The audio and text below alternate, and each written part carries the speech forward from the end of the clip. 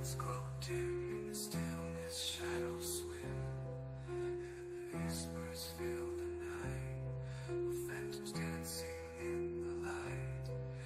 This world we tread, a veil so thin, where science ends and spirits begin. Through haunted halls we dare confide, unseen entities, unheard groans. They linger here, a restless tide. Whispers echo, secrets hide. World we tread, science ends and spirits begin. Through haunted halls we dare confide, unseen entities, unheard groans. They linger here, a restless tide. Secrets hide.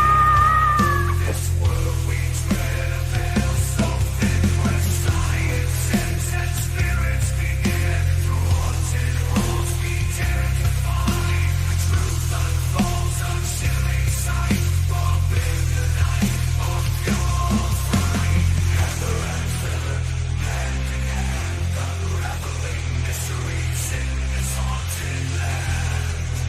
This world we tread, a veil so thin, where science ends and spirits begin.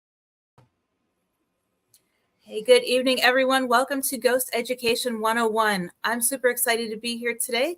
I'm Dr. Heather Leigh, and I'm joined with my co-host, fabulous Philip R. Wyatt. How are you doing today, Philip? I'm good. How did everyone like that little twist on the intro? Oh, I love you always do amazing intros. I need to hire you to do the intros for my other shows. Sure. I have discovered AI music and I'm just like fascinated, and I've got like a million songs, and it's like, this is the coolest thing ever.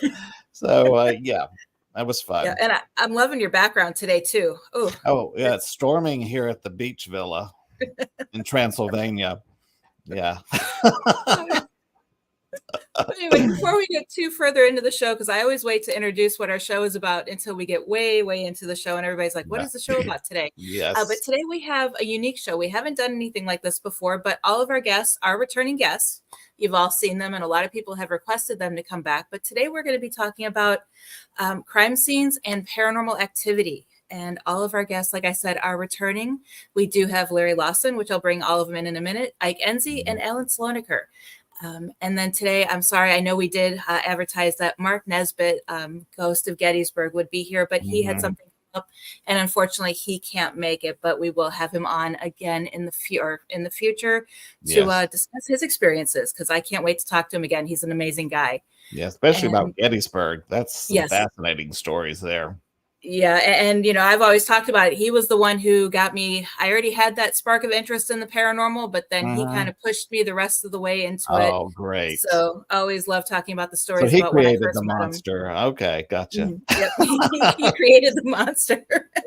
It's funny. I interviewed him like 15 years after I met him the first time, and I was like, yeah, I was a stupid little teenage girl who came up to you and asked you 101 questions. And he was like, I remember that. And then I'm like, really? He's like, no. Yeah, you were the pesty one I couldn't get rid of. Yeah. So we laughed about that and had fun. But again, real quick before we get started, everyone, thank you for joining us. And for those of you who are listening newly Monday nights on WDJYN 99.1 in Atlanta, we air every Monday at 9 p.m. Eastern. You can catch this full show and watch the video on YouTube at Ghost Education 101. So before we continue too much further, let's bring everybody in. Welcome everybody to the show. Thank you for joining us today. Hello, welcome, man. Hello. Hello. So I know you guys have been on the show before, but can we take a moment to kind of introduce yourselves to people who are new to the show, because we do have a ton of new followers. And one question that everybody's going to ask is, how does police work fit in with paranormal activity? We'll start the top right with Mr. Lawson, and we'll work our way down. How's that? Well, thanks, folks, for having me back on tonight. I always enjoy being on the show. My name is Larry Lawson. I'm the director of the Florida Bureau of Paranormal Investigation, and I own Indian River Hauntings, which is a paranormal events organization. We do tours also. But I'm a retired law enforcement officer, 40 years. My primary function was as a detective. mostly working violent crime. I also spent a number of years as the director of the Regional Police Academy here in my area of Florida, which is the East Central area. And Hi, Larry. Alan. Oh. Alan, how Richard, about yourself? Or Alan. Oh, my name's Allen Slonaker. I am with the Center for Paranormal Research and Investigation. We are based in Virginia, CPRI for short. I am also retired law enforcement. I did 26 years at the state level here in Virginia. Worked everything from patrol to narcotics to vice and alcohol enforcement. The last few years before I retired, I was doing training, hiring, and internal affairs. And I have been with CPRI now for almost 18 years. And we are a hard science-based group. We are not skeptics. Well, we are skeptics, but we're not debunkers. But we're looking for correlation and causation and utilizing the scientific method to conduct paranormal research. So we're a little different. No metaphysical approach, no spirit boxes, no offense, none of that. It's just hard science. We'll forgive that. Okay. We like science. And Mr. Ike. Hi, my name's Ike Ensey. I'm in New Mexico. I'm also a retired law enforcement officer with 27 years. I have a small YouTube channel called IDK Paranormal. And my law enforcement consists out of my first 6 years were in the corrections department of the state. And then I've done, just like you guys, everything from patrol to SWAT to all the ranks, all the way up to chief of police of a town called Moriarty. And seen it all, done it all. And as a cop, you guys know you see a lot of paranormal stuff, whether you admit it or not. Most of them don't admit it, but you do scratch your head every once in a while and say, what in the hell was that? I mean, to me, it makes perfect sense. I mean, you've got violent crimes, tragic death, which is perfect setting for something paranormal. But like you said, would anyone talk about it because they know how ridiculed they'll be by saying something, woo-woo like that to the macho police officers. So, I mean, I get it. There's probably so much that's happened that we'll never know about because of keeping it quiet. Well, I got to tell you, Philip, back in the days when Alan, Ike, and I started, yeah, that was the case. You didn't talk about it, but in the last 10 years, it's kind of changed, and you'll see more and more of us in the field talking about it, sharing it with others, and with that, we end up talking to paramedics and ER docs and nurses, and it's amazing how many of us have experiences we just can't explain. But you could also have paranormal trauma if something happened to an officer or a EMS person that they would never have expected to encounter. And we've had a psychotherapist on talking about paranormal trauma, and I could see how that could affect people too if they don't have an outlet to discuss it, because those are life-changing happenings when something like that happens to you. I think you might be surprised at the number of officers, and I mean, this is just my interactions with people over the years, how many officers actually do believe in this stuff, don't dismiss it. Right. Now, how many actually have had experiences and how many will talk about those experiences, I don't know. Yeah. But a lot of them actually put stock in it.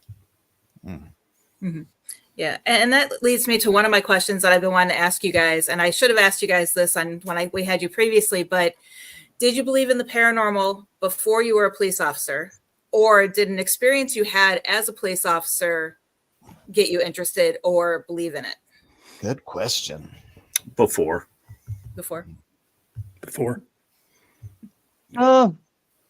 I was interested in unexplained phenomenon before, but really hadn't thought about it until I saw my first full-bodied apparition, and to this day I can't explain it. When I was brand new in the Dade working the Dade County Jail, I wasn't a guest; I was actually working. Right. And I saw somebody walking down the cell block. Oh yeah. Tall, lanky, nothing paranormal about it. No see-through. It wasn't wispy. It looked like a person walking on the catwalk, and they weren't there. The guys that were with me checked. There was nobody there, but that was my first experience. That's when I first realized, there might be something else out there. Had you had paranormal experiences before that made you believers? Because most people that do paranormal work had something happen early on in their lives that, flipped the switch for them. I had experiences growing up. Mm-hmm. I know when I was on your show last time, I mentioned that I grew up in an old house in downtown Richmond, and we had periodic activity there growing up. And I had another incident out in a rural portion of Virginia near the Chesapeake Bay, where my grandparents had a place when I was growing up, and saw a full shadow person there. When I was probably 11, 12. And that was a situation where, nobody talked about that stuff. There was no reports of hauntings. There was, nothing. And I just happened to go to a window to pull a shade down, and I looked out and saw it plain as day. And it, for a kid, Yeah. especially, but since it looked humanoid, but it did not look human. And to this day, I shake my head. I have no idea why or what that was. But as far back as I can remember, I mean, my mother used to take us to the public library after school. And then, of course, we had a library at school. And it was history books and paranormal books. That were like the only things that I checked out from as far back as I can remember. You were lucky to have paranormal books in your libraries. Some counties and small towns, that's bad. They don't have them. So back in my day in the 1800s. So Larry knows. Ooh. Nice. You don't need to take that, Larry. He doesn't. That's okay. He'll forget my name in a few minutes anyway because of his age. It's Alzheimer's. I was curious, things that have happened or you've written about, is there any type of confidentiality situations because it's a case from when you were on duty or at work? Has there ever been? I mean, you're probably not using, John Doe was shot in his house at, Maple Street. I mean, you probably don't say those things. You have to be careful what you put on a report because it goes up the chain. Yeah. And especially earlier on, 10, 15 years ago, I shared a story where I investigated a cattle mutilation behind the sheriff's back, and he got a hold of the report. And a few words out of his mouth were, you need to stop this right now, or I'm going to send you off to get recycled. And as you guys know, as police officers, your job depends on your psych. So you have to be careful what you put on a report. So everything's worded carefully. Wow. That's sad. So you can't even tell the truth sometimes because the truth is so odd that people will think you're nuts. And that's sad. But it's police work as a whole. Sometimes the truth is so much stranger than fiction. It really is. I will say that living people can be stranger than anything that the paranormal world has. True. Yeah. Ghosts can't shoot you, but living people can. Yeah. Yep. So I had nothing until that time in the jail. I had nothing. I had nothing strange happen to me as a child, along the paranormal lines anyway. There was that said in the Boy Scouts, but and sorry, go ahead, Ike. I was just going to say my first paranormal experience was early on. I grew up in Germany in an old farmhouse in Bavaria. And, ghosts are very accepted over there. It was a small country town, but all the locals, everybody believes in ghosts. And if you say, I heard something last night, they just, it's a ghost. That's great. There's a reason all these scary ghost stories and poltergeists and all that stuff all comes out of Germany, especially the Bavarian area. They're very acceptable of that. So yeah, there was many weird sightings we had while there was kids. And of course, with the topic being crime scenes and paranormal activity, when you guys were actually at a crime scene investigating it, did you ever have anything unexplainable happen during that investigation? I have right off the bat. I can think of one where we had a natural death, and you treat every death as a possible homicide. So you approach from the outside in, you document everything, pictures and all that stuff.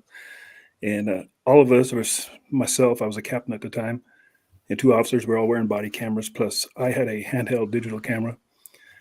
And I was letting those guys do the work, and I said, I'll just take all the pictures. And we're documenting everything going in, the kitchen and everything else. And he had passed away in his bedroom on the bed. And the first odd thing that happened is we heard a voice, like somebody called out for somebody, and we all looked at each other and like there's somebody else in the house, and we're immediately worried it's a family member coming in, which could be good or bad. You never know how they're going to react. So I sent one of the officers to clear the house, make sure family member's not in there. Couldn't find anybody. Then the EMTs show up, and they look over the body and stuff, and we hear the voice again. Couldn't track it down where the voice was coming from. And long story short, we cleared the scene, and OMI takes the body, and we get back to the police station, and I download all my video, and all the pictures prior to the body and all the pictures after the body were there, but none of the pictures of the actual body were on the body cam or on the digital camera I was carrying. Couldn't explain it. It's never happened before. That's amazing. And maybe the guy, as most of you cops guys know, people always end up dying naked. Of course, this guy was naked and bloated on his bed, and maybe he just didn't want those pictures to be seen. All the body pictures were gone. It was probably 15 to 20 pictures we took of the body. They were all missing. Couldn't explain it. That's a different meaning to missing evidence, I guess. How do you explain that on a report? Yeah. Yeah, I can't even think of how to explain that. Probably the crime scene that hits me the most is one that really wasn't investigated all that thoroughly way back in the day, and it's a place in the town of Port St. Lucie, the city of Port St. Lucie, where we have a thing called the Devil's Tree, and this thing goes back, and there's a lot of what's happened at the Devil's Tree, as they call it, that's exaggerated, and it's a spot that was in the rural part of Port St. Lucie, and it was a place where a serial killer by the name of Gerard Schaefer did take some of his victims. Now, Gerard Schaefer was interesting because, guys, he was one of us. He was a cop, and he would pick up his victims, and in fact, some of his victims' remains were found near the tree, and that began a whole series of things that have happened there. It was a known hangout for bikers. There's stories of before there was a police department in town, sheriff's deputies coming there and finding cult type groups or occultic type groups doing ceremonies and rituals there. And there's been plenty of investigations where strange things have happened in that spot. And now it's part of a park. So now it's really open to everybody. Back in my day, it was in the middle of the woods. But that's, I think, an example. Like I said, a lot of it's exaggerated, but there's a lot of energy there, a lot of stuff, even past the murders, but what other people did do there as far as the rituals. There's just a lot of energy in there, and I can't help but think that isn't what continues to allow Gerard Schaefer's victims to live in the spiritual world there, because just the energy that's trapped. Jeez, this is some really cool stuff. What's the most gruesome crime scene you've ever been on? Oh, God. Oh, dear God. This is a family show, isn't it? Yeah. It's 9 o'clock. The family should be in bed. Bodies totally burned. Oh, wow. Bodies in Florida, especially, you're in the water for any length of time. Wow. Yeah. And the heat will melt a body. And I'm not going to go into that story. That's just a little too rough. But I would say we've all seen some pretty rough stuff. And I think really, those are the things you want to forget. Yeah. Yeah. But those are also the things that I probably help impregnate a crime scene with energy that keeps coming back. And maybe it's not sentient, it's non-sentient energy. It's, residual type of hauntings. That's Mhm. just the energy that stays there because of the violence. And that's Yes. That was my point, kind of getting to it, but you you clarified that. Yeah, that yeah. intense trauma that's Mhm, absorbed into that environment mhm. can cause all kinds of things. Just walking into a room, sometimes it just feels bad. There's nothing cognizant going on. There's just a bad energy in some places, and you can feel it. So I would imagine places where some things like that have occurred, you could just feel it. Yeah, I'm probably different in that I don't ever recall having a paranormal experience on the job. Hmm. I had friends and coworkers come to me and go, "You wouldn't believe what just happened," you know. Mm. Um, but nothing that I can definitively say I thought was paranormal.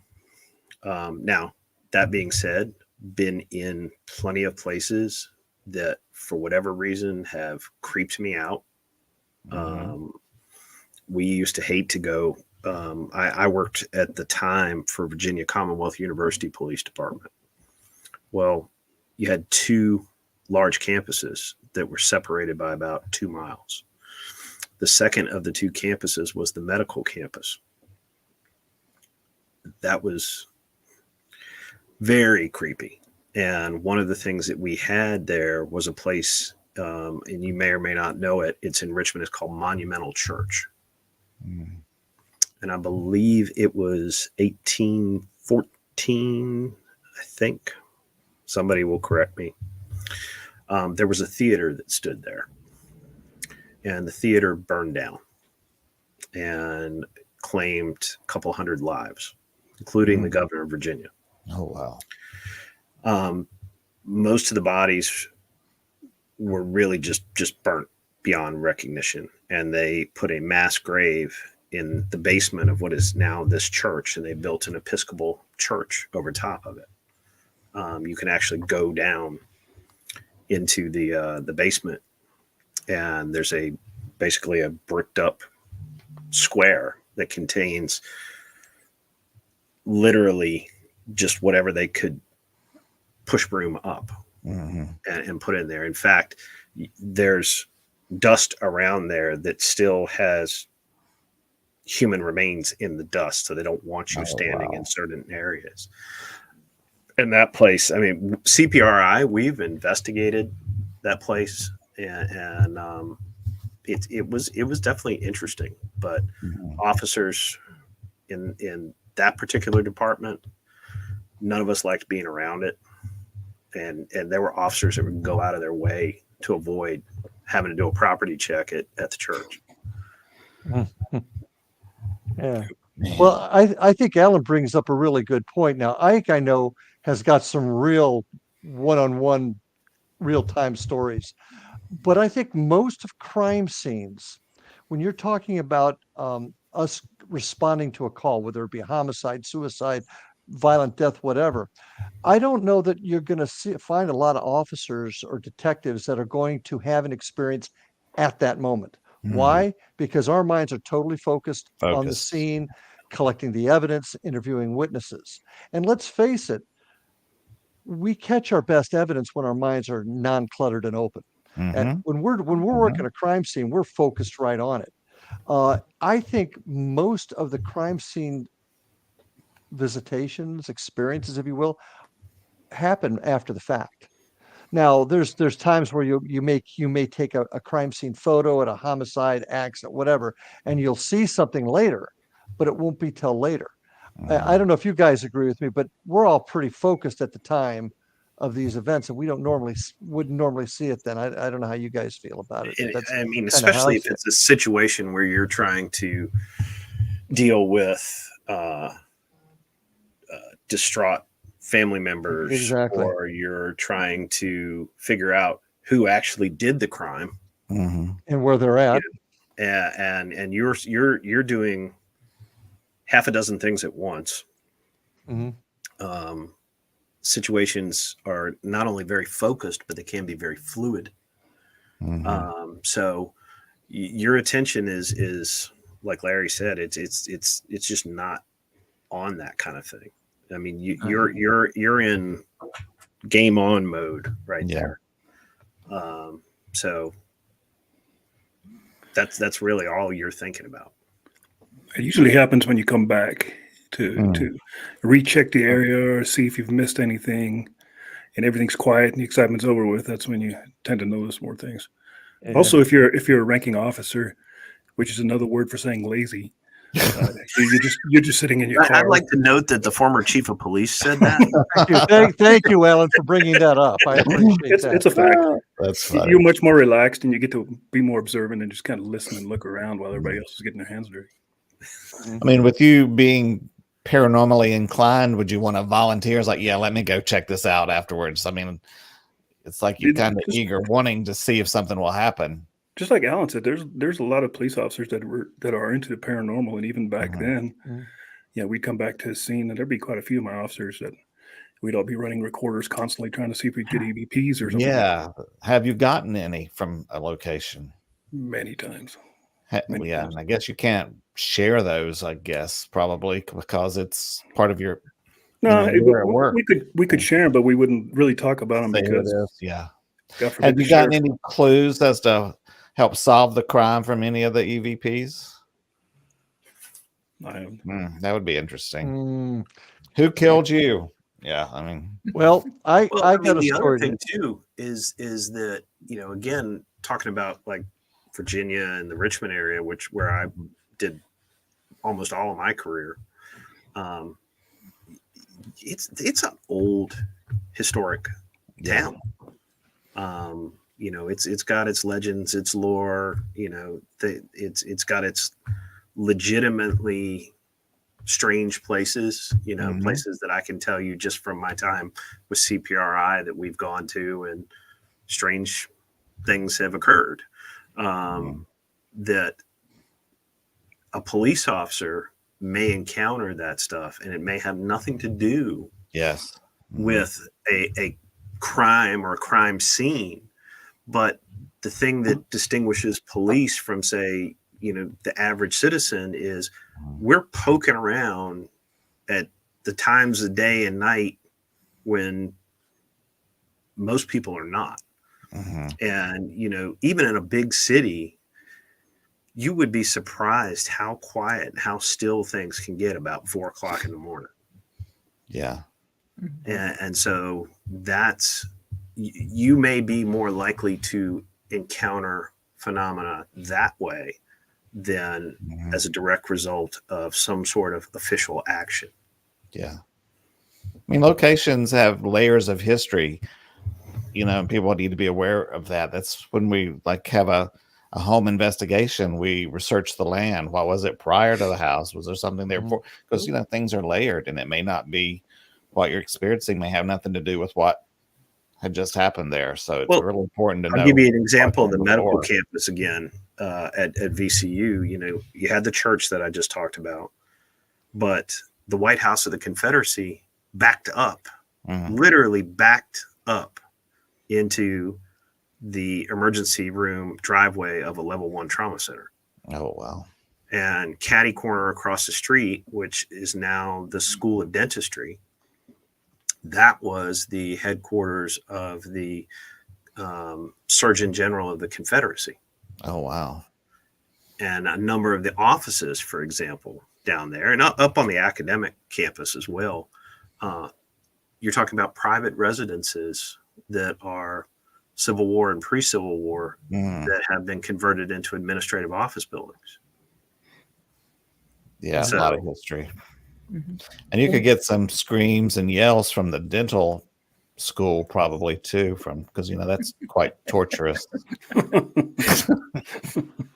It's too bad Mark Nesbitt's not with us, because he talks a lot about the death and violence of Gettysburg, and in so many ways it's not a lot different than what we would deal with when it comes to residual or stored energy from those traumatic events, and the yelling and the screaming.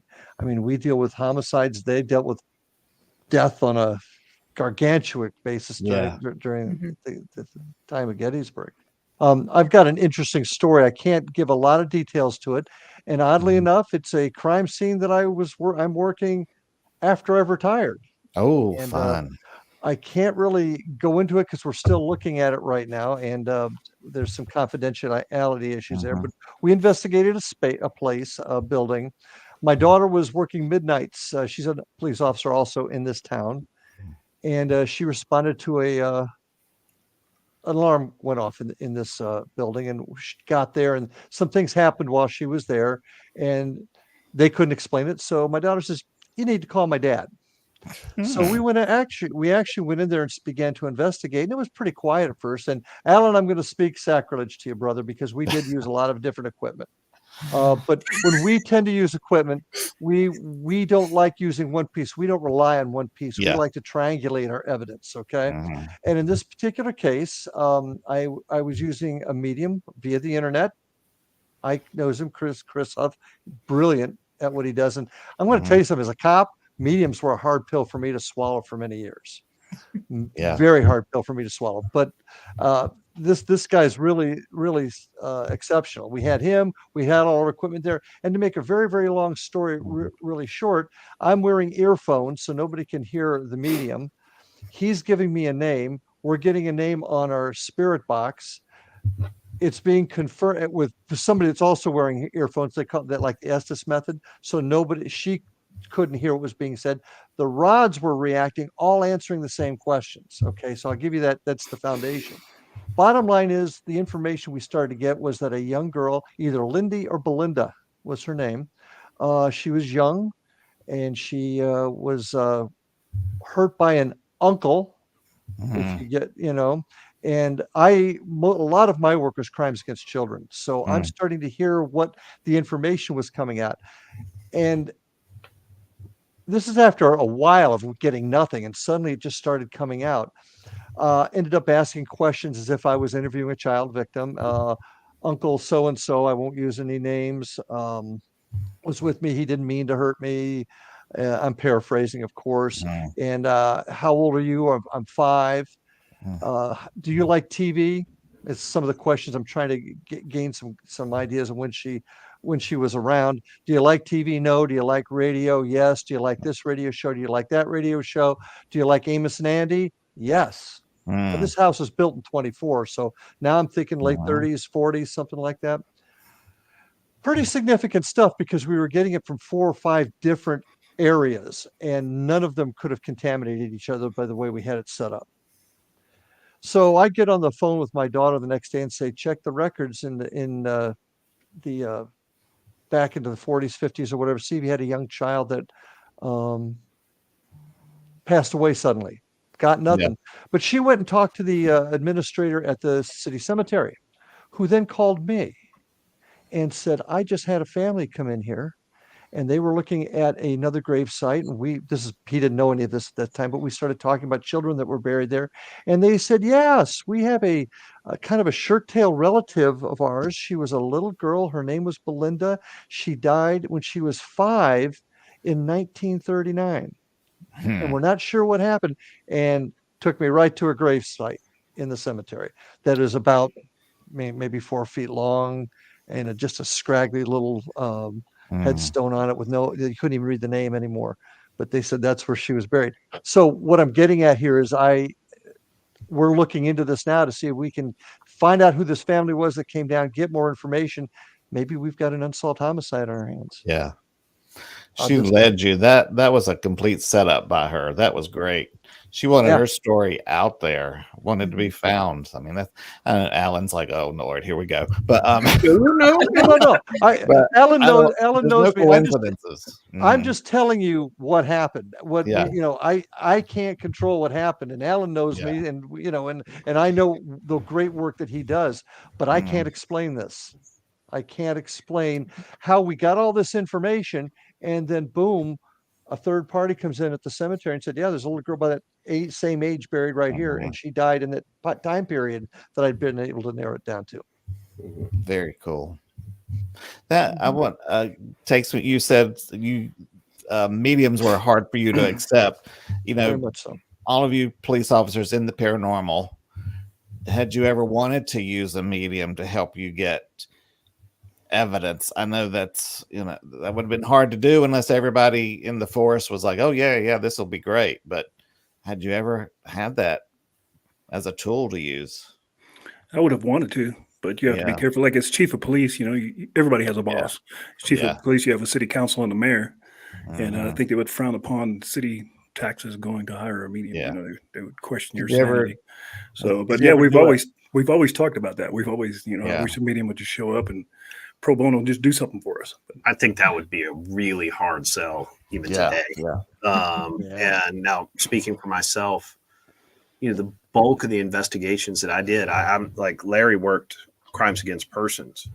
Most of my investigations were vice, narcotics, and property crime. So mediums probably is not going to work for us. But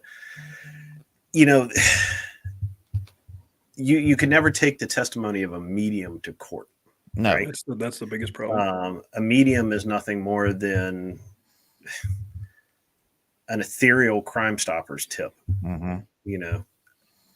Absent something that could verify what that medium said and that could then translate into evidence that could be used in a court of law, there's not much you can do.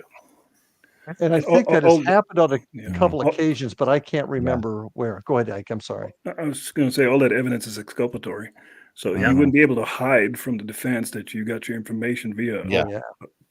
a psychic, and that would not look good. Could you do it on the down low and have a direction to go to get the evidence? I mean, like on my team, we use people with abilities, but that's not the evidence. It leads us to how to get evidence. We would never tell a client, well, the medium said, this. You have But to in You're have. going to have to show. In a Yeah, court of law, whatever. the defense has a right to know how you acquired that. They You do? can't Okay, I would hide. not. They Yeah. have to know everything. Yeah. And, I mean, if it turned out, so and so gave me a tip, said, look here, talk to that person. And you looked there and talked to that person, and you developed a lead that took you to something that could be used as evidence. Yeah. Just so happened that the person that gave you the evidence claims that they're a medium. Well, is that just like any other citizen complaint? Yeah. Did I treat it like any other or citizen tip rather? And I think if I did that, okay, fine. But if I'm communicating knowingly with a medium as a law enforcement officer, saying, Exactly. hey, what do you think? Where should I look? Mhm. That's going to be problematic. Yeah. I mean, I worked one, it's a missing persons case that turned into a homicide years ago. And I was getting bombarded by several different mediums, and none of them had correct information. Yeah. But my bosses said they called in on the hotline, you check it out. So, of course, we did, because, you can also face the other half of it. Somebody tells you something and you blow it off because you don't believe it. And that goes against one of my credos, is you got to have an open mind and you got to look at all evidence. So if somebody calls in and says, I see this or I think this, you at least got to check it out. But I'll be honest with you, I had so many false flags. I just had no use for it for years, and some personal experiences later changed my mind on it. But it's still a tough sell in the law enforcement world unless they call it voluntarily and you can link it all together. That's the difference. Them calling in, not you going out to solicit. Oh, I think that's very key difference. I came really close one time several years ago. I was watching the news one morning and this lady had been murdered, and right away I got this connection. I knew her husband had done it. I knew he'd hit her on the back of the head. I knew where she would be found, not the location, but in water, blah, blah, blah, blah. I came so close, but I thought, I'm not a doe. I can't do it. And they found her in the water. Her husband had done it. He went to prison. So it got solved, but I came so close, but I was like, they'll think I'm nuts. Then they'll want to know where I was on that, all these things going through my head. So I just let it go. But my information was correct. but it was solved. So she got her justice. And you're on the right track by you calling in and saying these things. That makes you an immediate suspect. Yeah, Because exactly. if I don't trust the paranormal, then you have way too much information about this case. Yeah, exactly. Yep. There was a site that we have used when doing research called diedinmyhouse.com. And supposedly, if there was a homicide or a drug related issue and it's recorded and on record, it will be in this on this website in the file database. But a lot of times they won't pronounce the body dead at the scene. It'll be on the way to the hospital, even though they pull them out dead.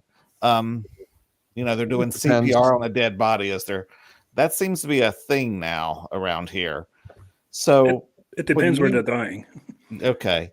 But if you come to a house and, they're just dead, I mean, dead as a doornail.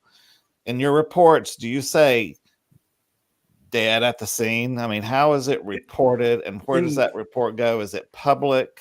Is the address public? Yes. Yeah. In New Mexico, we have the Office of Medical Investigator. And anytime there's a body, a dead person, first of all, EMTs show up and they say, yeah, this guy's dead. Okay. Then the body belongs to OMI. We cannot touch it, move it, or do anything with it until OMI, Office of Medical Investigator, shows up. He does his thing, looks for IDs and trauma, whatever else he does. Is that like a coroner or is that different? Yeah, it's like a coroner, except for OMI has a little more training, I believe. They can actually make they can distinguish between a homicide and maybe suicide or natural death. That kind of thing. And they'll release the body back to the rescue guys, ambulance people, and they'll transport usually to the neighborhood mortuary funeral home. Okay. But yeah, it's public information unless it's a crime scene, an active crime scene, then it's not. Unless it's active crime scene. If it's an unsolved, will it be public record that the body was there? If it's unsolved, or yeah. Okay. I mean, people might be surprised at how much information is publicly available. Mm-hmm. Really, unless it's an active case. Yeah. You can probably get the information. Now things will be redacted. Certain personal identifiers, names, certainly anything with children would be redacted. Sure. But vast amounts of what we do is publicly available. So if you weren't in law enforcement and didn't know how, you didn't have access to these records, and you're like me and you want to know if somebody passed in a home, what should I look at? What should I Google? Is there the best way to go about it? You can go to the agency itself and file a Freedom of Information Act request. Mm-hmm. Okay. Unless the agency continues to have the case active. And there's some cases that are not closed for 20 years. Yeah. Okay. So and what agency are you referring to request this? City of Richmond. Okay. Right? And in Virginia, cities and counties are separate and distinct from one another. Yeah. Yeah. So you would go to the city police department and say, I need all the calls for service and criminal incident data for 123 Main Street going back 20 years. It'll cost you. It won't be free. Oh, okay. And how long does it take? It depends. It depends how old the case is. I mean, if you're looking for a case 20 years ago, that's computer storage, and it'll be archived in banker's boxes somewhere, if at all. It may have been purged and gotten rid of after 17 years. 8 years in Florida, I think. The departments here, they'll have information going back decades. But again, how much of that has been digitized? Yeah. Remains to be seen. So just because you don't find out any information doesn't mean something didn't happen prior to possibly getting purged or thrown out of the database. Okay. Well, if you go back far enough, Philip, mm-hmm. sometimes record keeping was a mere suggestion. Yeah. Okay. If you go back far enough, and if you go back far enough, agencies do purge old paper files. Mm-hmm. For example, if you're looking for something in the 50s and they didn't digitize it in the 90s, they'd already purged it. Mm. some of it may be gone. Also, many things weren't reported as in documented reports. It was just an True. informational. You would let your Mhm. dispatcher know it's an informational. You log it. We're not going to do a report. Natural deaths. When I first became an officer, if it was a natural death, once you clear the scene, it's just like no report, natural death. Oh, I said he died of old age, and we wouldn't even do a report. Wow. Things have changed dramatically. I would say certainly within the last 10 years. That Mhm. almost any interaction that you have, and I'm speaking from my state and my work experience, almost any interaction you have, any call for service, it's going to get logged and recorded. Even if it's something like a traffic stop, which wouldn't generate a report, for example, there's still a digitized record of that traffic stop. So records are, especially the last decade or so, everything is documented. Everything in some form. Yeah. Well, some natural deaths may not be natural. Later years down the road, they discovered, well, her first two husbands mysteriously died too. So yeah, some of those natural ones may not be natural. So there better be some records, I would hope. Yeah, this did remind me of a spot locally that we did do that was a crime scene. And I don't know why I forgot about it, but my organization's only been there once, and it's a place north of Richmond called Cabin on 360. And it's just, they call it a cabin because it kind of looks like a cabin, but it's, a newer building. And we set up some remote equipment, and most of what we do is a lot of what we do is environmental data logging, looking for things that change in the environment when some sort of perceived manifestation occurs, which when you think about it, that's rooted in forensics, right? Because if I go into an environment, right, I'm going to leave something, a hair, something behind. There's always this exchange. Yep. You're never going to walk into some place and leave it sterile, right? Yeah.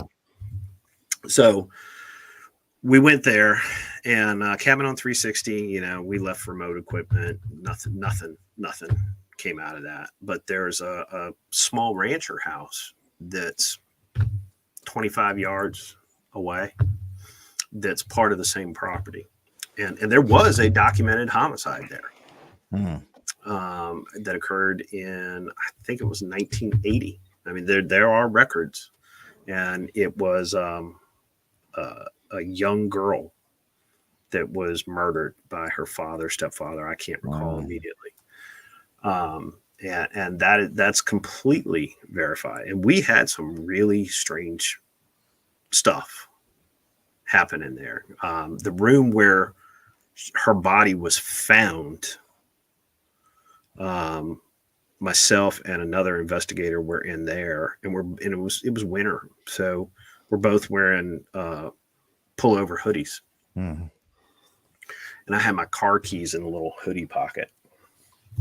And while we're just standing in there, and a lot of what we do is we don't interact with anything. We just kind of go, stand, sit, observe, listen, see what happens. And, if nothing happens, we move on. We were just we happened to be just talking amongst ourselves. At some point, I know we were talking about the crime itself. And the front pocket on my hoodie was yanked, like enough that my keys jingled. Oh, wow. And not a minute or two later, his hoodie was tugged on. And we're like, well, that's different. Oh, look at the time. I think we need to be heading out. Yeah.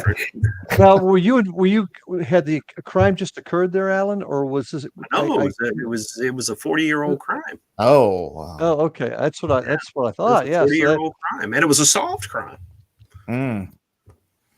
Doesn't mean they Mm-hmm. weren't still there. Are there any questions, Heather? I'm sorry. I'm just Oh, having yeah, an no, there's emergency with that. there's a couple, and then I have a couple that I Okay. let me scroll. My mouse froze. Let me scroll back up.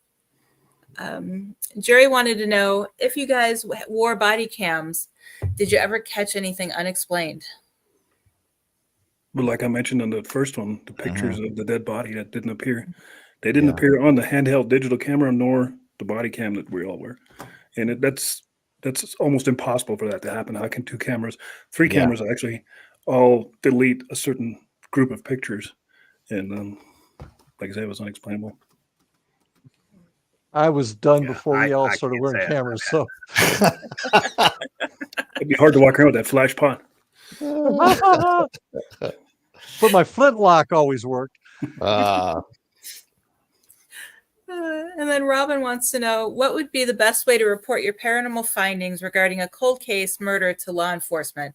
The FBI is involved in a case in Virginia, and you want to be taken seriously. I go. You want me to go first? Because I got. Yeah, go ahead, Larry. Okay.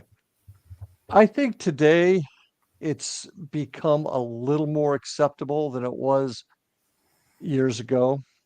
I think if you call and you don't have a bunch of garbled, conflicting information. You're not trying to give them a ton of information, but be very succinct, be very methodical. This is what I feel. This is where I think you need to look. I think agencies are going to be hard pressed to totally say no, because God forbid you're right. So I think that if you present your evidence in a methodical, sensible way, they'll at least listen to you. Whether or not they'll look at how hard they'll look into it, it's hard to say. But I do think it's a little more acceptable than it was 15, 20 years ago. My thoughts. And another way would be approach an officer from that agency and just say, "Can I talk to you?" You know, and this is going to sound a little strange, but this is what I've dreamt about, or this is what I heard about. That doesn't work if you have one of those agencies that just doesn't care, and you go to the media, the local newspaper, say, you know, if I have this idea, this is what I'm thinking is going on. Somebody will listen to you. I kind of go back to what we talked a little bit about earlier, was treat it as a tip. You know, you don't have to tell them how you came by that information, you know. And tips can be, and not Crime Stoppers is That's true. That's true. That's true. Yeah. You know, Crime Stoppers, you don't have to say anything other than, you know, Billy Bob did it. And hang up. True. Yeah. It's always Billy Bob. That's all. He's a bad dude. Yeah. I think Alan's probably got a better idea, but you may be limited in what you can give them before you start asking questions you can't avoid saying, well, it's because I have a feeling. But I think Alan's got a good point. And if the FBI is handling it, you know, I'll just poke fun at them. They don't have a big sense of humor. Yeah. It surely won't go anywhere then. Yeah, and then Bob has a question, but I'm going to post his comment earlier because his question is in response to his comment he made. So Saginaw, Michigan is supposed to be very haunted. One case was advertised by being investigated over 100 times by multiple law enforcement agencies. And he wants to know if you guys ever heard of that case. And if you've been called to investigate a case that was paranormal to start. Yes. Yes. Yeah. Like that. Yeah. We've had a real quick, like, I mean, we're all full of stories, but we had an elderly lady that kept calling 911 saying she's seen green, yellow, blue, red lights off in the distance. And keep in mind, this is a rural New Mexico. I was a deputy sheriff. And we eventually just chalked her up as being a little crazy, you know, senile old lady. And it turned up the clock about 6 months. We get a 911 call from a gentleman who's at the neighborhood truck stop. And we ask him what's the problem. And he says he was coming from California, going back east somewhere. And he went off into this rural area, and he said he parked in a forest to take a nap because he was tired.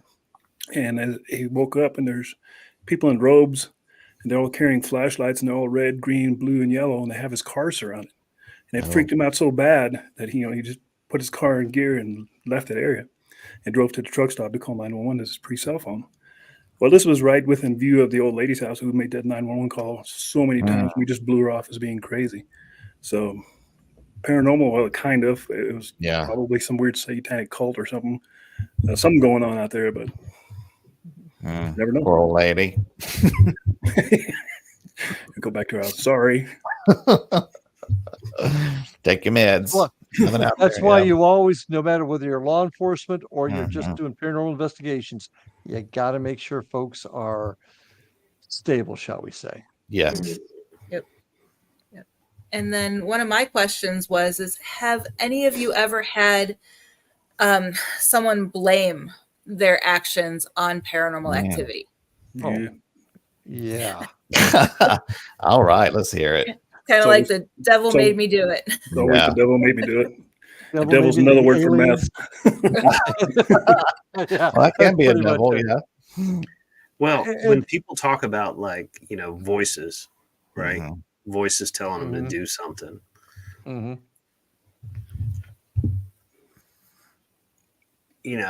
The researcher and the cop goes, yeah, they got something going on. Either they got something on board or they got something going on. When I say researcher, I mean more like scientist in air quotes. But there is always that pause. Is something else going on? And you may never know. You may never know at all. I think with us, with our backgrounds and what we've experienced, we hear somebody say something like that, we're not going to be the same as an individual who has never had an experience with the paranormal. We're Mhm. always going to think twice, is it possible? But like everything you should do in the paranormal is make sure that you've gone through every logical answer first. Like if this person is hearing voices telling them that whatever to do, Mhm. is that person mentally stable? Is that person involved with narcotics? Is that person got a history? So you need to look at all that stuff first. And as a law enforcement officer, you've got to look at also, is this person safe to be left alone? Yeah. Are they in danger to themselves or others? Mhm. And which could lead to some answers. I mean, I met the devil once. So, literally a guy strapped to his backboard said, I'm the devil, I'm going to kill you. And, he was obviously suffering from Mhm. some other issues, but Mhm. I worked a case over 10 years ago. It was probably like 2009. And the case, one of our members does some side projects. And is actually involved with the Catholic Church on some of these side projects. And I'll let everybody do the math on that. But he took on a side project that he asked me to help out with. And it was a woman and just had this really extensive history. She was now she was reporting that she was being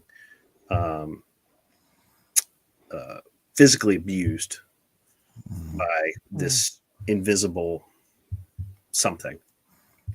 Got slapped, scratched. I mean, you see her legs, right? Like if she's wearing shorts, her legs just were cut, scratch. I mean, everywhere. To the point where it's jarring, and Mhm. you're like, is she engaging in self harm?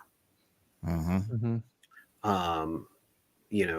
It was just a whole slew of stuff, and we worked this mostly just a lot of observation, Mhm. lots and lots of just observation, and it wasn't until roughly a year into it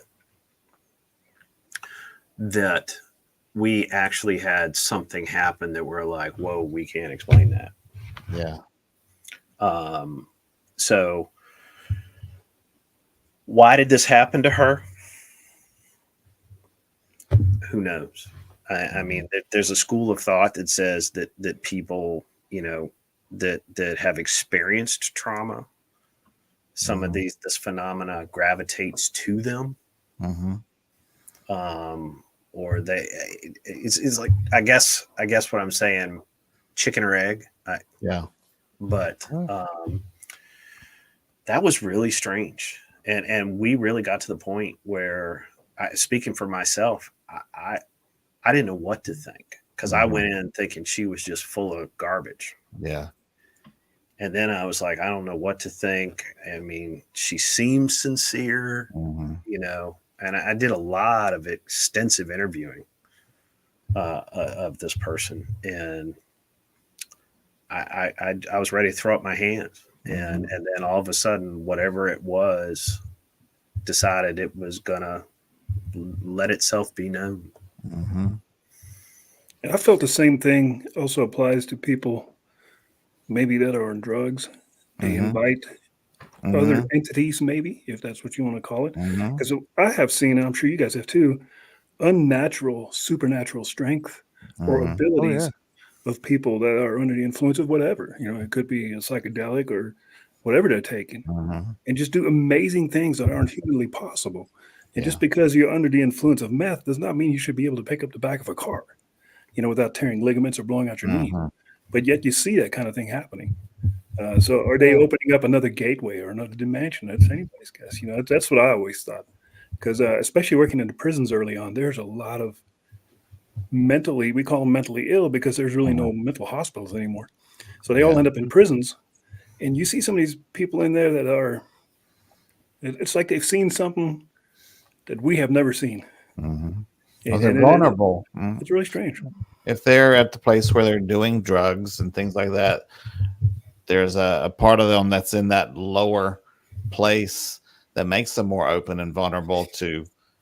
But it may not even be drugs. I mean, like in the case of illness, the woman I was just talking about, I mean, she had been the victim of years worth of physical and emotional trauma. Yeah. I think it's so important that even when someone may seem, or their claims may seem absolutely, you're like, okay, this person's just a wacko. Because we had a case several years ago, and listening to her, you would think, oh my God, this woman's just nuts. And it turned into a criminal situation because her husband, everyone that's heard me speak of this before knows, the husband was trying to drive her crazy. I mean, he was drugging her and had put some kind of two-way device in some of the vents in the house. So the voices she was hearing. And we heard them too. Yeah. And I was like, is your husband trying to drive you crazy? Because we all can hear that. And we ended up at, court for that because when we left, we had to call authorities because the children were in danger because and observation because she had all these scratches. And I was, and I said right away, I said, where did you get these scratches? And I wake up with them. And it's like, well, that's a meth thing, I thought, well, and we've had those cases where, you go in and nothing paranormal is happening. Yeah. Right. One of our senior researchers, it's the running joke is she catches all of these types of cases, where the situation is somebody is so unstable, or the situation is so unstable that I don't care if Casper is tap dancing on the kitchen table. Yeah. Me and my team are getting out. We're leaving. And that's what teams need to do in those situations, to get the hell out. Amen. We had another situation, and this is kind of curious too, where this was also some years back. We were getting some really interesting activity at this particular location. But shortly thereafter, we found out that the person whose house it actually wasn't their house. And they had a myriad of mental health and personality issues. to such an extent that regardless of how good of stuff we were getting for what we want to do, we gotta get out. We gotta leave. And teams really need to be thinking in terms of potential liability when they're dealing with Bingo. Bingo. And that's something that I preach a lot about too, is teams that really don't know what they're doing. They've watched a couple of TV shows and bought a couple of K2 meters, and now they're investigating people's houses. They don't understand that their actions can put people at harm by making people believe they can do something that they can't, or that there's something there that they can't prove. I can crawl up on a soapbox over this one because it's a huge issue. We had a situation too where, and I interviewed this gentleman on the phone probably 3-4 times before we actually met in person, and he was convinced he was subject to demonic oppression. But in interviewing him, he also had significant head trauma. And long story short, myself and Brad Bradley, who's our research coordinator, I know he's been on the show before, go out to the house and interview him. And he had a team come in from another portion of Virginia, gave him a video of the dust bunnies under IR light that were under his bed, and said, "These are the demons." Yeah, you do have demons. I said, "Sir, do you mind? Can I see the medications you're on?" Okay. Well, we keep a medical doctor on our team who's great, wonderful. And that was the first person I called. And I said, "I got this med. I'm not sure what it is." And Doc goes, "Oh, that's a very powerful antipsychotic." And the whole time the wife's sitting there, not saying a thing. Right. And see, that's an indicator. And these are you talk about law enforcement and the paranormal. There are skills that we, I think, develop over a career that apply very nicely to paranormal research. And one of it is just talking to people and watching their body language and watching how they respond. She didn't say anything. And she looked kind of nervous. And I said, "Can I talk to you? Do you mind if we talk outside?" And I said, "Sir, do you mind if I talk to your wife separately?" Ask permission. No. So, "Are you seeing this?" "No." "What do you think's happening?" "I don't know." "Do you think there's, ghosts or demons in your house?" "I don't think so. I think something might be wrong with him." Yeah. And that really was the case. The man's house wasn't haunted at all. There were no demons, but he had a lot of problems. Yeah. He had a lot of problems. And what would have happened if this man had harmed himself or others as a result of what this irresponsible team had done for their own amusement? Could they sleep with themselves at night? It's because they're too stupid not to. Unfortunately, it was stupidity that veered into willful disregard. Yeah, absolutely. And the thing is, and Brad, I know Brad gets up on a soapbox about this as well, rightly. Teams are going to get sued. Teams are going to get sued, and it's going to be. It's not going to be bad. It's not going to be good for those of us that are doing the right thing, trying to do the right thing, and it's going to hurt this field. Yeah. And that actually leads me to a question that I don't always ask because I get a lot of lashings back when I bring it up. But I'm a firm believer, because I know other countries do it, like Spain and parts of Europe, where paranormal investigation teams, if you are going to help residential cases, you need to have some sort of either registration or certification through the state. What are your guys' thoughts on teams registering? So we, in Virginia, if you're an investigator, if you market yourself as an investigator in Virginia, you are then subject to state regulation. Department of Criminal Justice Services regulates cops, corrections, PIs. alarm installers, security Mhm. system installers, and private investigators. Mhm. Okay. So there's that. Now, do you want to be registered? And if you're registered, you got to have a PI license. You got to be bonded, insured. You got to have a compliance agent, all of these things. Okay. One thing my organization has done is we've gotten out of residential cases. Mhm. If somebody calls us and somebody has something that, can you please take a look at this?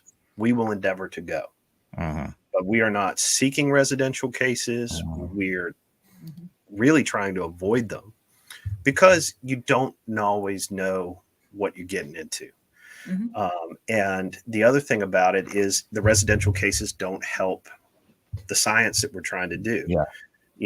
We want to collect evidence, data that we can show is statistically viable. This particular anomaly repeats the same way with the same environmental parameters that we get on our data collectors over the course of 2 years, 5 years, 10 years, 15 years. Then you can say, this is statistically significant, right? Because that's our model. But we're trying to avoid that. We have gotten liability insurance for what we do. We are a 501c3 nonprofit, so we've done that as well. And just to kind of be more structured, more professional, Legitimizes you. And also have some safeguards, some guardrails in place. Now, we will not go into a home for an investigation that's been investigated by another team for similar reasons. We just had someone contact us a few weeks ago wanting an investigation. And, one of the things on our preliminary questionnaire is, has anyone been in for an investigation before? And they said yes. And then come to find out that team had been in there 2 times. We don't know what they did. I know who the people were. They don't do it the way we do it.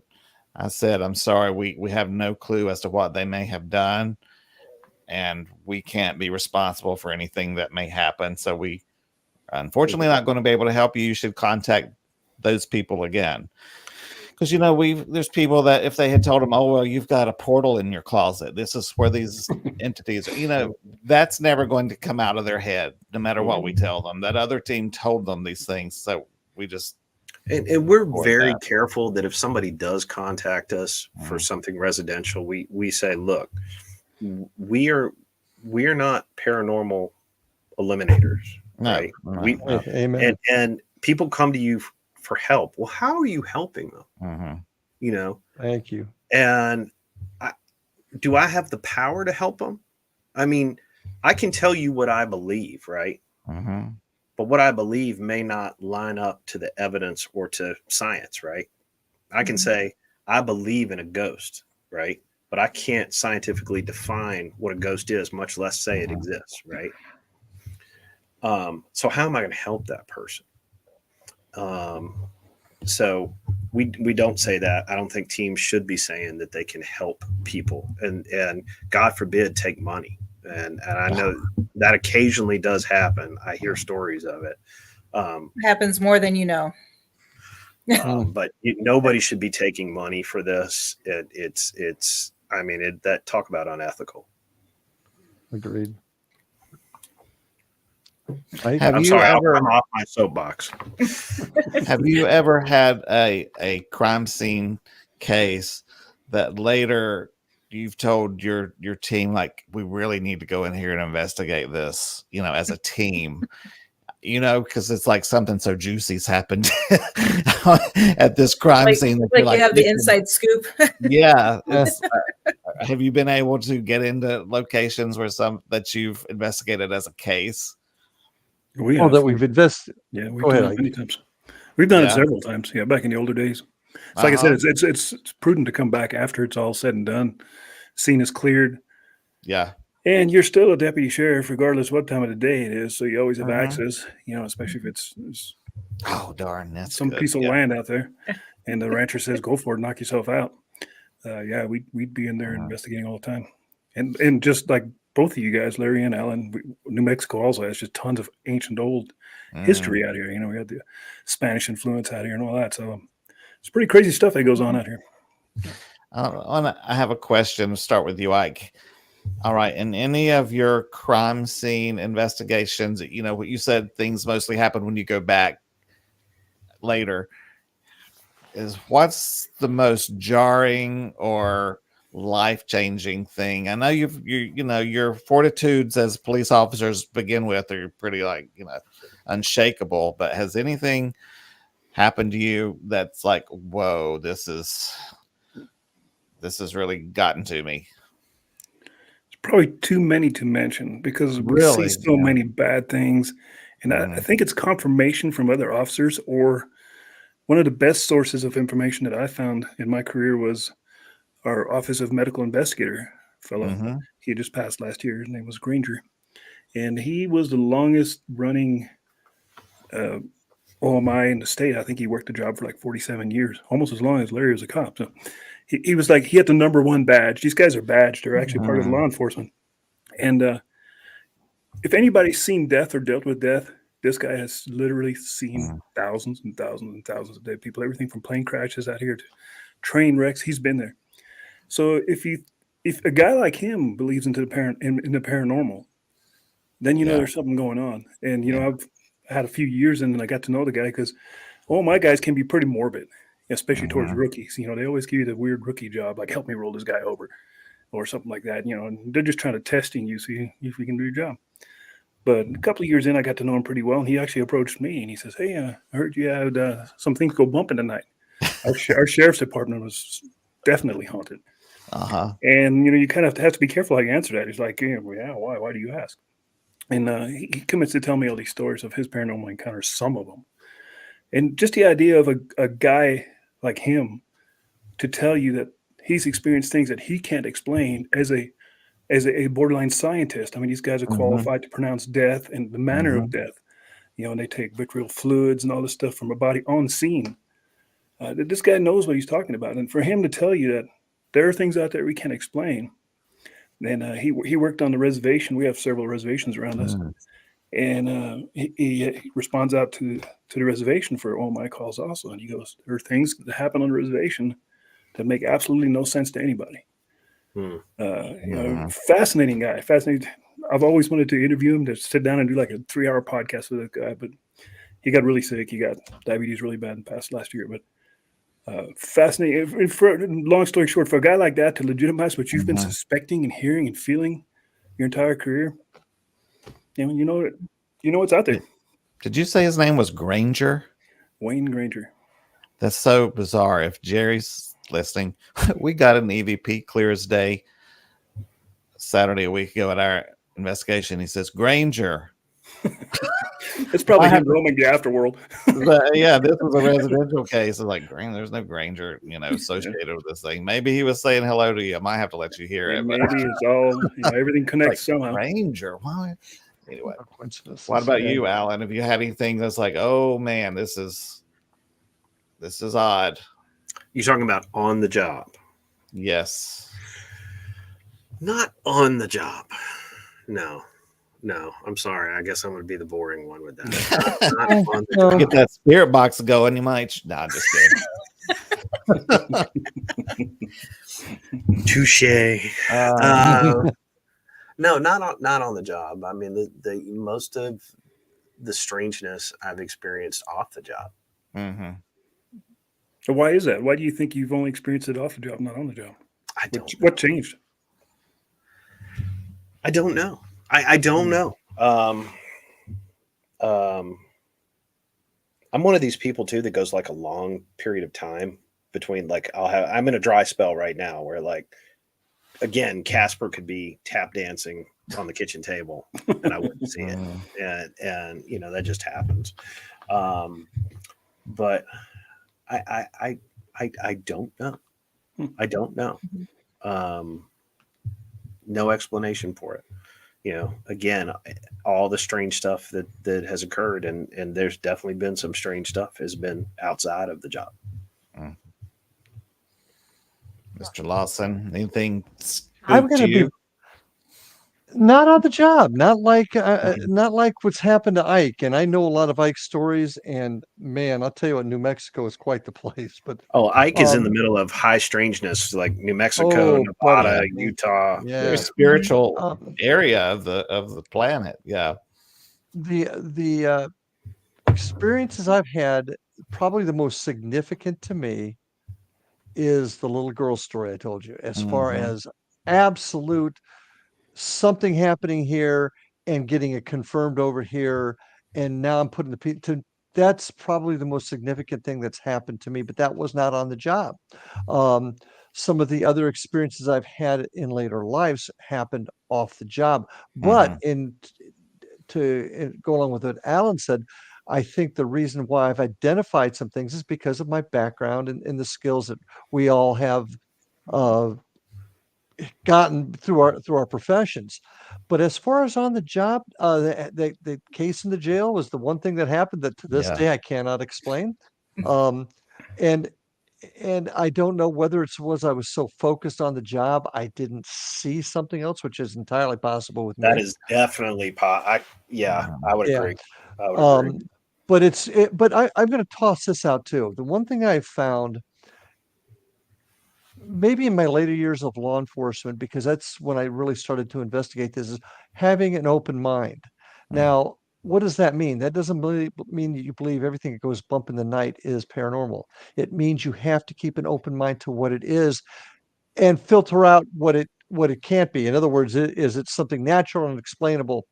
And I think being a law enforcement officer, it's allowed me to open my mind, not discard what I've learned as being a cop. I mean, I've got to take evidence to trial that I Mhm. need to convince a jury of my peers that a crime is committed. I got to keep that. On the same token, I've got to keep my mind open to what else is out there.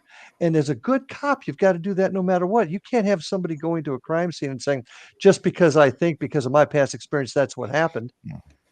because we've all explained, there's sometimes Yeah. things didn't occur. So having that open mind, but it's mostly been after my time I on the would job. I would Now, venture to say that Alan and Larry both have experienced paranormal on the job and not even thought Maybe about didn't it. notice it. it I agree. Your sixth I sense. agree.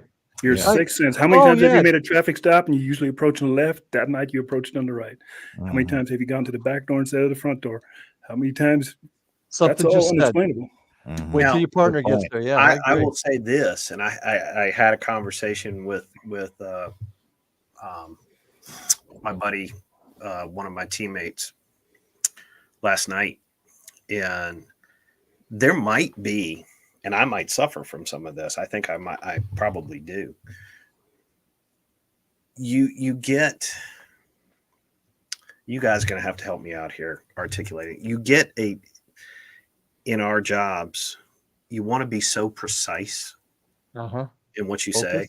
So a lot of my investigations on the job as a police officer, I was doing a lot of surveillance. I spent a Mhm. period of years where I was doing lots of surveillance, where it was literally sitting a block and a half out, as slunk down into the car as you can with a set of binoculars going, yep, guy in the red hoodie has it in his right pocket. Mhm. He's counting it now. He just handed it to the guy in the green shirt. Mhm. Um, and you got to be precise, right?